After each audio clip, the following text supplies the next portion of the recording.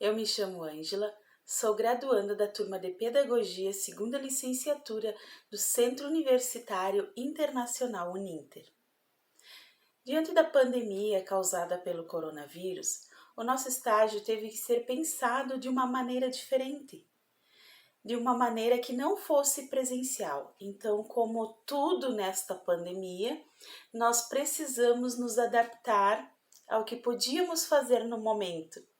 E no momento, o que foi proposto foi essa conversa, essa fala, onde eu vou estar apresentando um plano de trabalho para uma turma de primeiro ano do ensino fundamental, aonde eu irei trabalhar o conteúdo de sequência lógica e figuras geométricas. As competências serão construir o conhecimento sobre esse conteúdo, instigar o pensamento científico, crítico e criativo das nossas estudantes. Os meus objetivos é manusear diferentes materiais e texturas, desenvolver o raciocínio lógico-matemático a partir dos erros e estratégias, narrar fatos em sequência temporal e causal e exercitar o raciocínio lógico, além de trabalhar várias habilidades de vida, porque os jogos se apresentam como uma forma interdisciplinar de trabalhar as várias áreas da natureza. Com os jogos, nós podemos trabalhar as linguagens, lógico-matemática, ciências humanas e as ciências da natureza. Como? Eu te convido para ouvir o meu plano de trabalho com essas crianças, com esses estudantes do primeiro ano do ensino fundamental. Então, diante dessa enxurrada de informações, desses jogos, essa quantidade imensa de jogos digitais que são oferecidos para as nossas crianças.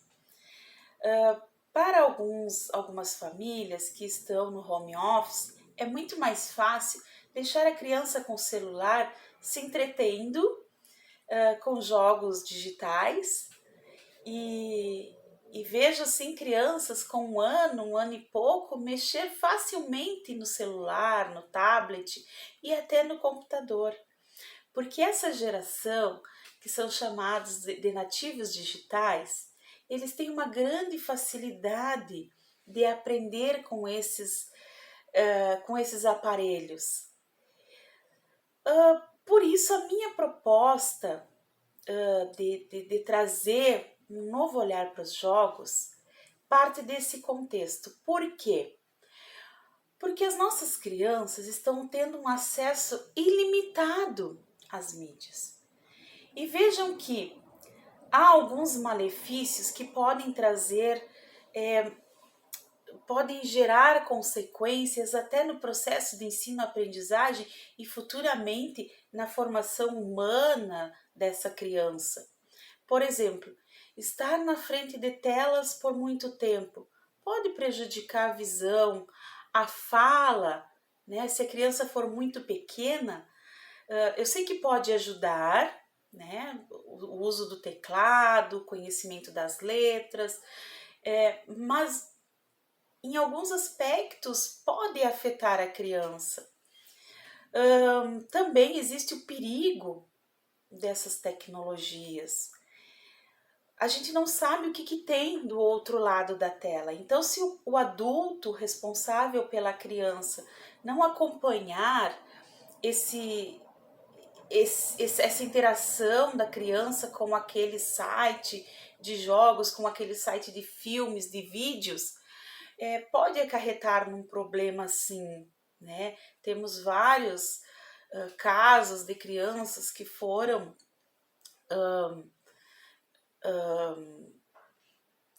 ludibriadas por pedófilos, enfim, né? Então há que se ter um cuidado diante dessas tecnologias. O que a nossa criança está vendo, o que a nossa criança está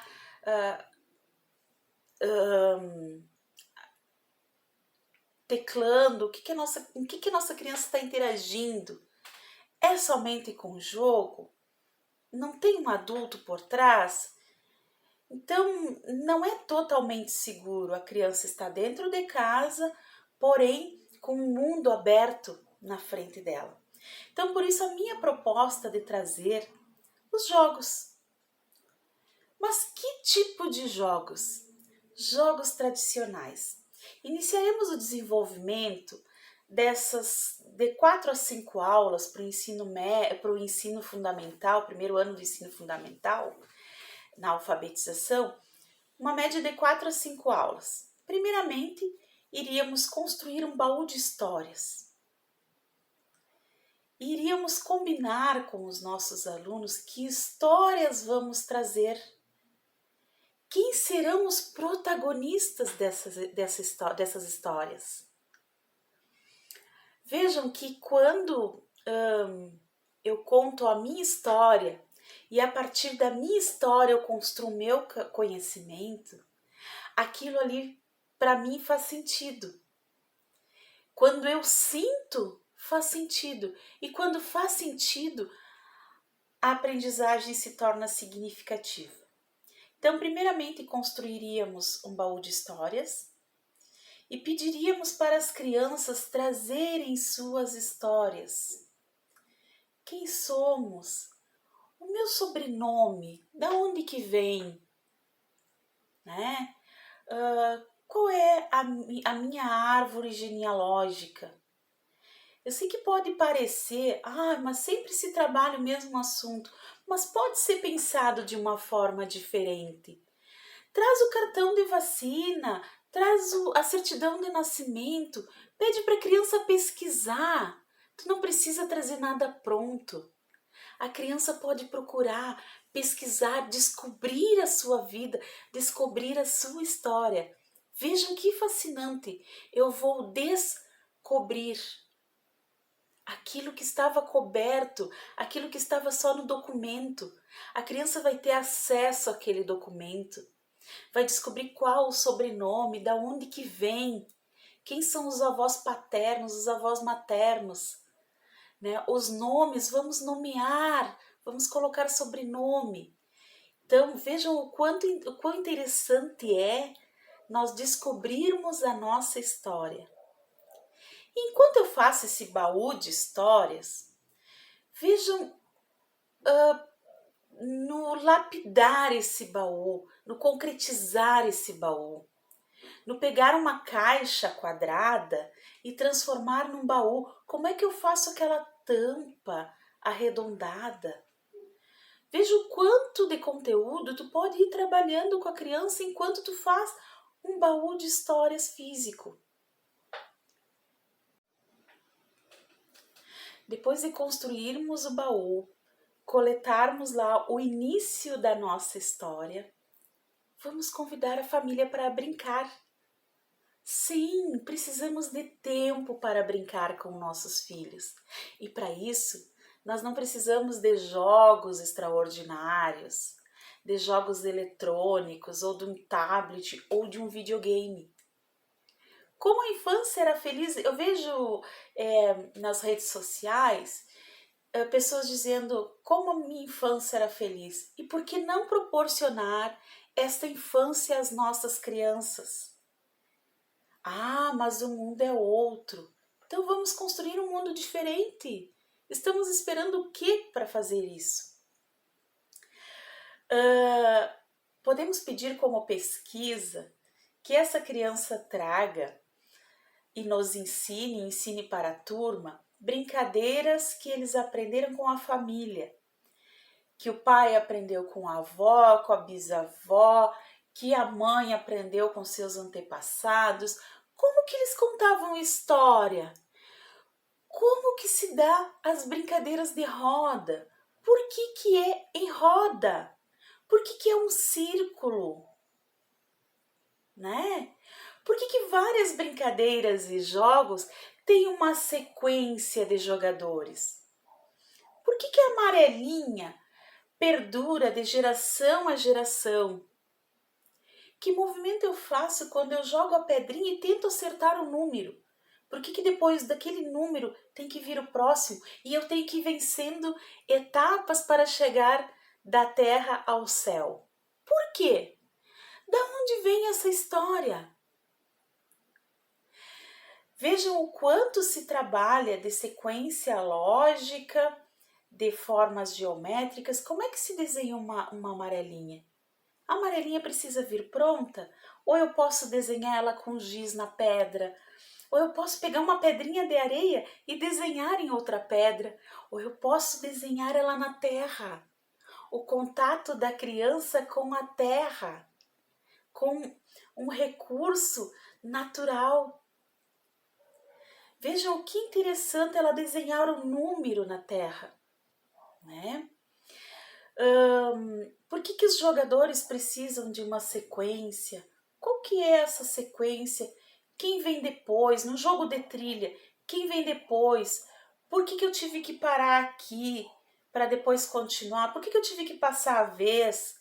Então são coisas que as crianças vão construindo e que não precisou da intervenção do professor e que não precisou que o professor fosse lá e ditasse as regras. Essas regras podem ser descobertas, né? Por exemplo, eu jogar de acertar o alvo com arco e flecha. Desenho um alvo na parede ou num papel ou num cartão.